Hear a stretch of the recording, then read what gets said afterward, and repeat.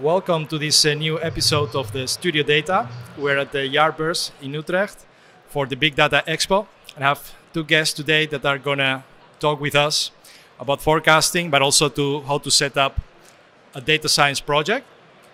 Welcome.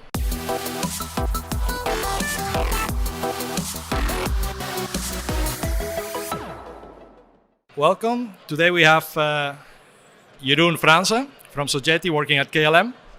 And Dimitris Stafylarakis from Linkit, also working at KLM. Welcome, gentlemen. It's a pleasure to have you here. Let's talk about data science projects. Great. Let's talk how to approach them, how to structure them, how to run them efficiently. You want to take it away, Jeroen? Good, yeah. So we have a data science team at KLM, at the innovation department. And we're doing this data science project. And this is actually, for me, and I think for everyone in the team, the first time that we get to structure the project exactly the way we want to. And there's a couple of aspects to it.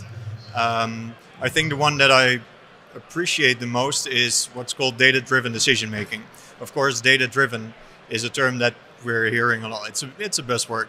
But what I mean in the context of doing a data science project with a Scrum team essentially is very specific. Where I'll make a simple example that's not related to data science yet. But data-driven decision making would be if you're in a store and I see a pair of shoes that I like, and I do not look at the price tag yet. First, I decide what I think is the maximum price I would like to pay for these shoes. Then I look at the price tag, and then automatically the decision is made. I can't go back. I can't change that boundary that I set for myself. Now, of course, when I'm personally in a store, I don't actually do this, but in the project, that is what we do. So we work in phases, of course, Agile, Scrum, like everyone. But when we have these phases or these iterations, we set the boundary conditions, the decision boundaries at the start. And then when we get to the end of the phase, if there's a go, no-go decision, that decision is automatic and you can't change the goalposts anymore after you've kicked the ball. And this really helps us get the scope clear. So Jeroen, that sounds like the example of at the store that the customer could abstract her emotions out of the equation and just be completely rational and set up this decision boundary. Can you guys in your teams also to abstract these emotions and just be completely rational? What is the translation of this emotion to a team setting? Yeah, well, that is the goal, to take out some of that emotional decision making. Often, even if you have data, if you give in to the temptation of looking at the data before you've made any sort of rational choices about the boundary, you kind of end up using the data to support the decision you've already made using your gut. So by doing it like this, you force yourself to make a decision or at least a rationalization before the emotions come into play too much. So you're a data scientist, and we also have Dimitris, you're engineer. Yes. So how does this removing emotion and affect the work of an engineer in such a project? I don't really think engineers have any emotions. This is how we grew up. I think for my part, I'm looking more about how to support data scientists in their work. So it makes me happy, which is an emotion, to see the whole platform work as it should be and support them in doing their work. As far as the product itself is, I think the way I understand it is that computers also don't have emotions. So in that sense, it's already a step into rationalizing a whole process. Instead of having it abstract in the mind of someone who executes it, then we rely on software that takes a lot of these idiosyncrasies of humans away. Okay. So maybe you can tell us a bit what kind of setting, what kind of goals you want to achieve with your data projects, to give a bit more context how this way of structuring projects could work. Do you mean our actual project right now? Yes. So that's a forecasting project. It's to support decision making for scheduling. How many people do you need for a given shift? So we're forecasting the amount of work, and then we supply those forecasts, or are going to supply those forecasts to the people who do the planning. So we need to make sure that the forecasts that we make are compatible with how those people make their decisions. That's another part. That's where user research comes in. That's not something that we do very much, like Dimitris and I, but we have a service designer on our team, and he does a lot of user research. So he does interviews, observations, and then really make sure that any information that we create from our whole data science pipeline is interpreted correctly. Or actually, I should put it the other way around, that the way the users interpret it is actually the way we build it. So you mentioned Scrum, right, Yeah. before? Yeah. How do you use it? Or because there's always this discussion, right? Like, what is the right methodology to run data projects? Should you go agile? Should you go lean startup design thinking? So maybe you, Dimitris, what are you doing there at KLM in terms of project management? How to approach a project Scrum? Well, of course, in every situation, people have their own interpretation of Scrums. In a lot of different teams, you see a different implementation of that. I think we do a pretty straightforward way of tackling it. So we have 2-week-long sprints. We have Scrum Masters, Product Owners, so the typical roles that you find in a Scrum team. Yes, and for the rest, we also make sure that our set of skills is also supporting each other in order to get a good result in the end. So we have engineering skills, science, data science skills, and all the other skills necessary to have a product in the end. We have them all in the same team. This working in sprints, how does it work? Does it work for all sorts of projects, or only for one sort of project, more experimental or less experimental? How do you see it? I think Scrum works for most types of projects.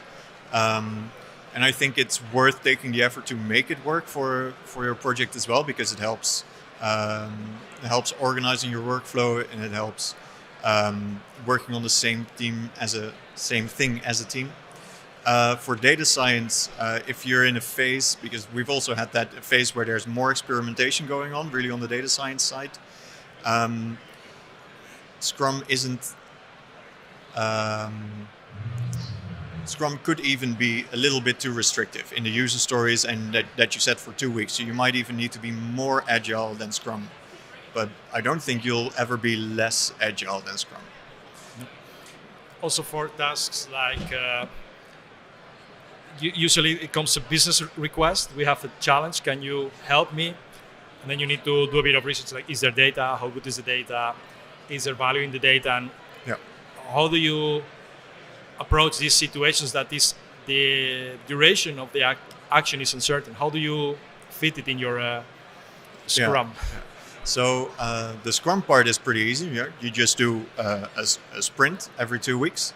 But the question is, when do you stop doing more sprints, right? Because that's the biggest question. We can start with one sprint, exploring if there is data, where is the data, what's the quality, can we use it, that kind of stuff. Maybe that takes one sprint, but maybe it takes 2 sprints. So it depends a bit on the budget, I guess. In general, I would say you can make a roadmap that's sort of accurate, maybe 2 months ahead, but not much more. So that's where the agile part comes in. If your roadmap is a little bit longer, then you have to be prepared to make some changes according to what you find. But it's because you have the sort of the elementary part of the sprint, you're still organized, and it's not just open-ended. So I guess Scrum is not the only thing that makes a project successful. So what are other ingredients you see in your practice to lead a successful data project? Dimitris. So I will relate it again to Scrum a little bit, in the sense that what I see that we do well here is that we're not very dogmatic about this. So we follow Scrum, we follow the rituals, but we're also able to see if we need more of a certain thing in one occasion. Like we need a bigger retro, then we do it. We need a smaller retro, we still do it. So it's not that we just stick to the formalities. And also, but we make sure that we identify what is important for our team and our project, and we protect that. So, for example, we won't overcommit. We see how we can deliver at least the minimum valuable product, and not more than that, also not less than that. And this is something that the whole team is conscious about. I think apart from the formalities, everybody realizing what's the essence of their role and trying to do that well, I think that's important. Dimitris, what other things have made your project successful? What are those secret ingredients in your recipe to run a successful project? So our project is not yet completely done. I think we're now entering a productionalizing phase. So we cannot yet speak about a final definitive success. But I think up to now it has worked really well. We have a phase where it's a proof of concept phase, and there we show that we have certain criteria that we need to meet in order to go on. Otherwise, it's a no-go.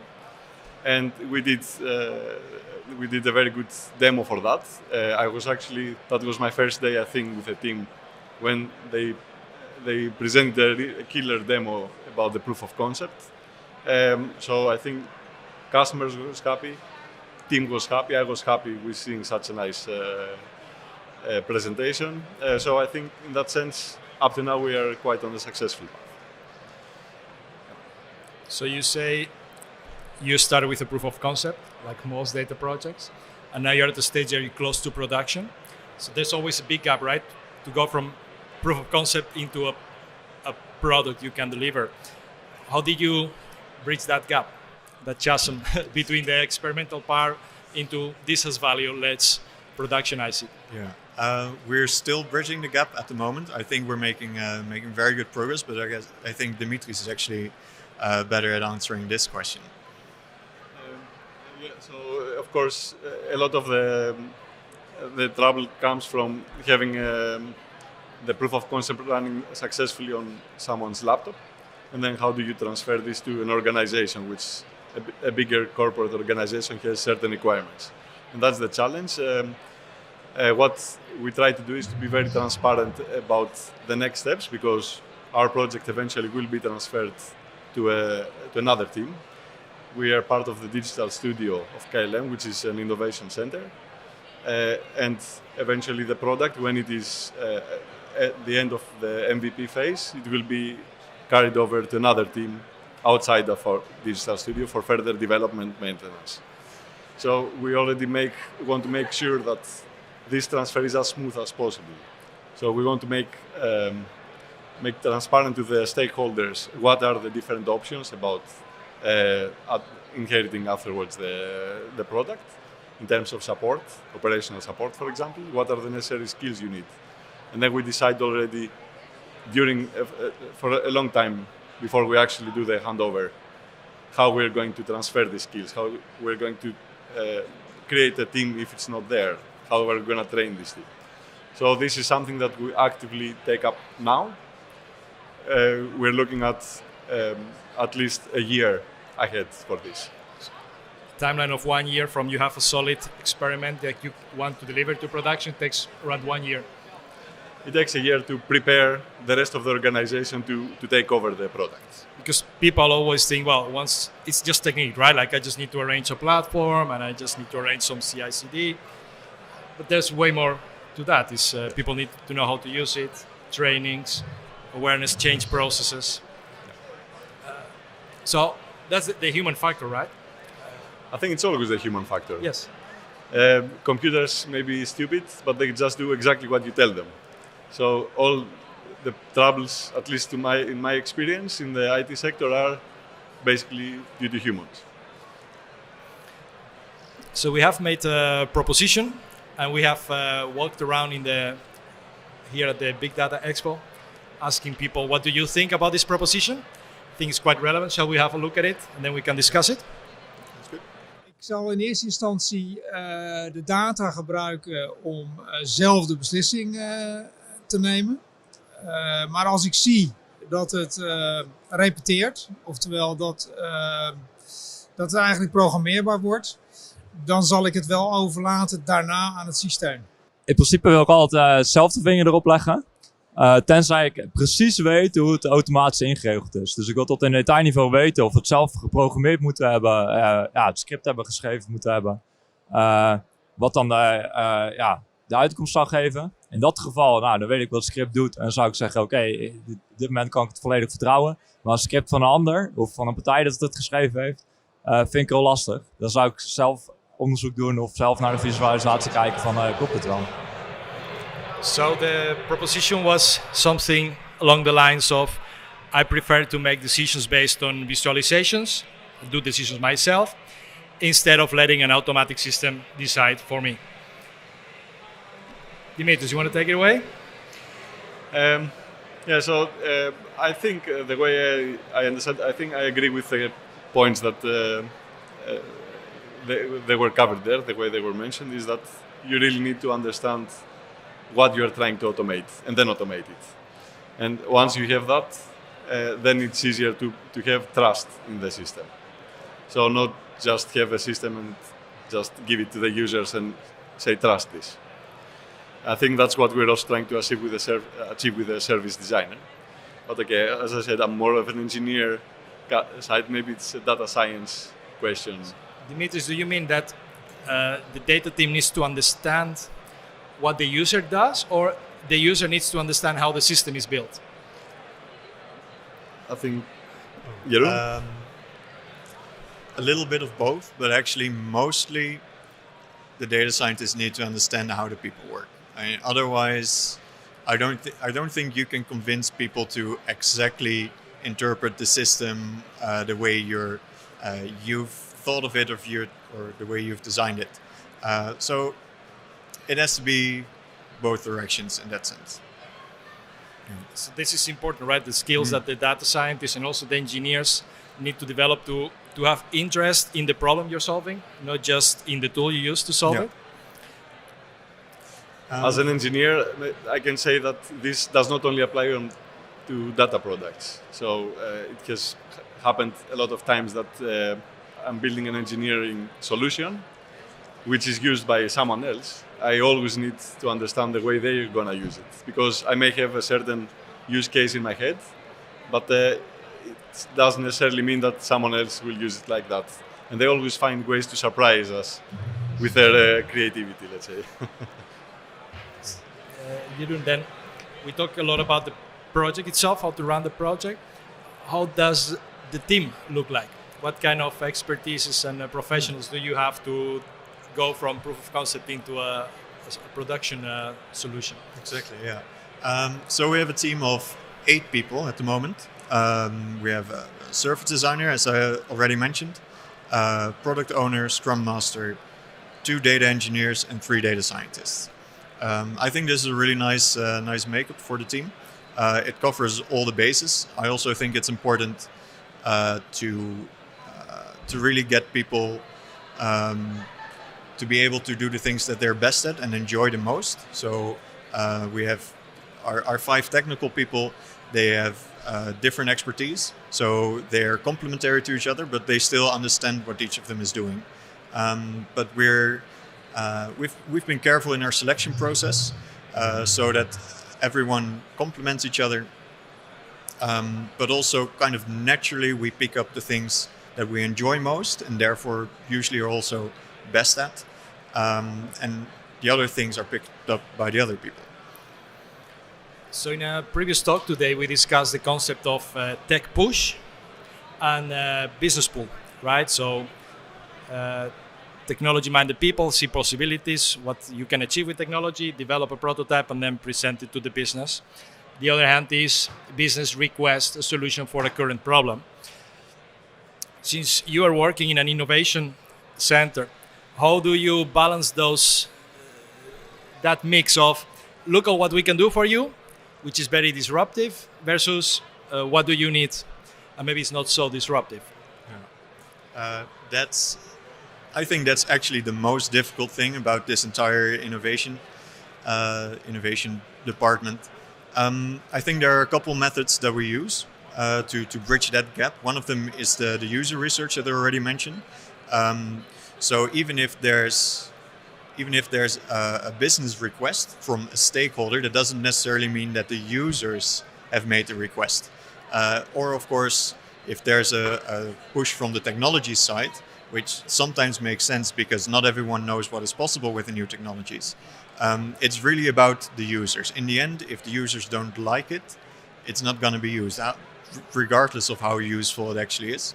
So that user research is very important, not just for understanding, not just for the understanding of the development team, but also to make the users feel like it's being done for them.